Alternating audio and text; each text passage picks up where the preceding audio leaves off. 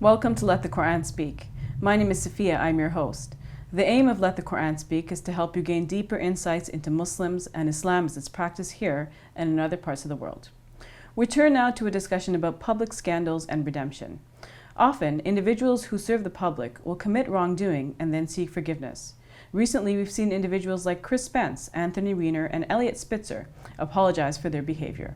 Are public figures deserving of a second chance? Should they be held to a higher standard than other people? And how can we judge if they're truly committed to change? With me is Dr. Shabir Ali, President of the Islamic Information Center. Dr. Shabir, welcome to Let the Quran Speak. Pleasure to be on.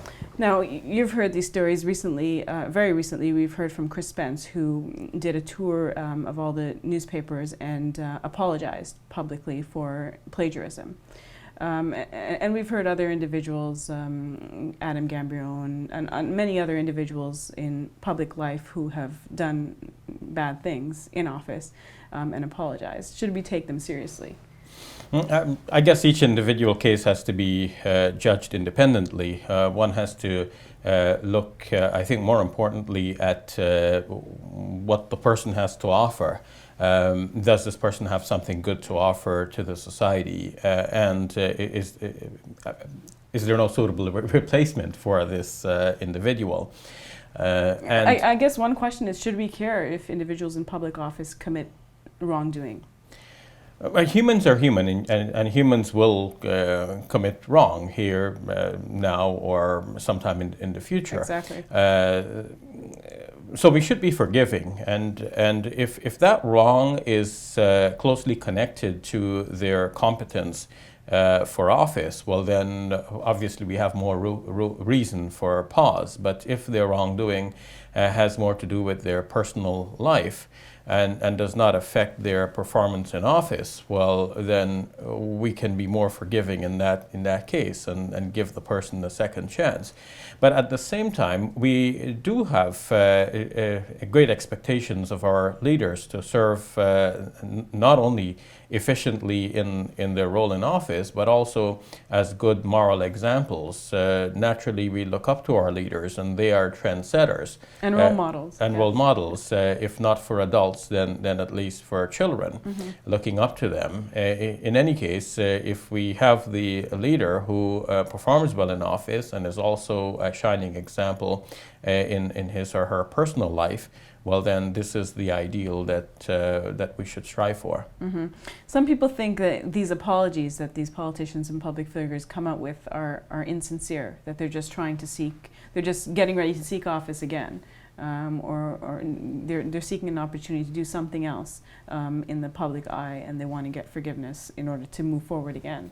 What are your thoughts on that? Some of the apologies do seem hollow, and some psychological analyses do point to the suggestion which you're advancing here, that the apologies may be more of the person saying, "I'm so sorry, I lost my position, or I lost my respect in the eyes of the people, and I'd like to gain that back," as opposed to the real remorse of saying, "Look, I really have done wrong here, and that's it. I'm going to leave public office. I'm not really fit to lead, given this kind of propensity to commit wrongs of this nature," and then the person recedes completely.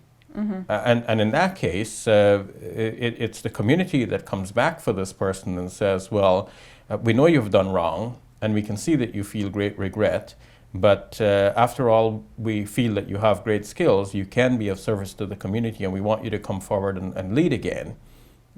So this is a different scenario than the person trying to get a footing back in the public scene.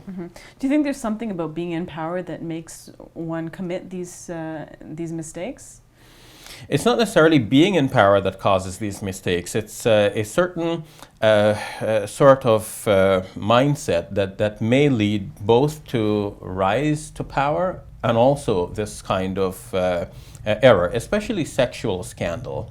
The book Rogue Messiahs, written by Colin Wilson, actually details a long history of people, especially in the religious sphere, people rising to great positions of power and leadership in the religious sphere, and yet being caught with sexual impropriety. A good example of this, and I don't recall if this was mentioned in this book because the book is a couple of decades old now, is a televangelist who debated with the famous Sheikh Ahmed Deedat. That televangelist from the United States of America, who had debated with Sheikh Deedat, eventually was found with a prostitute.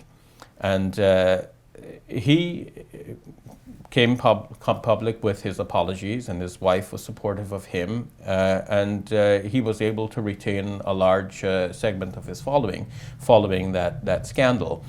Why do religious people or any people of power fall into these scandals? Well, according to Colin Wilson, there is a certain personality type that rises to power. And that maybe there's a certain, not maybe, but this is theory, but that this personality type needs to be in control and needs a certain degree of personal gratification of a wide variety, including sexual.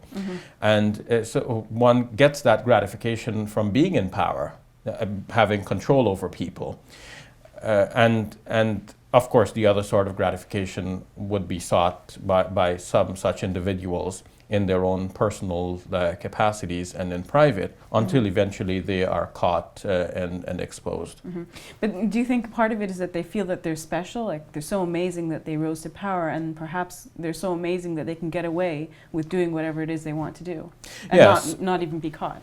Some psychologists think that some such individuals sometimes have the perception that the law doesn't apply to them somehow in the same way, and that they deserve this kind of gratification. It's a sort of narcissistic approach to life. And of course, we're not saying that everyone fits the same categories, but this explanation goes a far way in helping us understand why persons in power are often caught with such scandals, in that the same drive for power also drives the person for sexual gratification and other kinds of gratification, or sometimes for just overstepping laws which they know apply to everybody else, but somehow they think that they have some special privilege, and that the law shouldn't apply to them in the same way.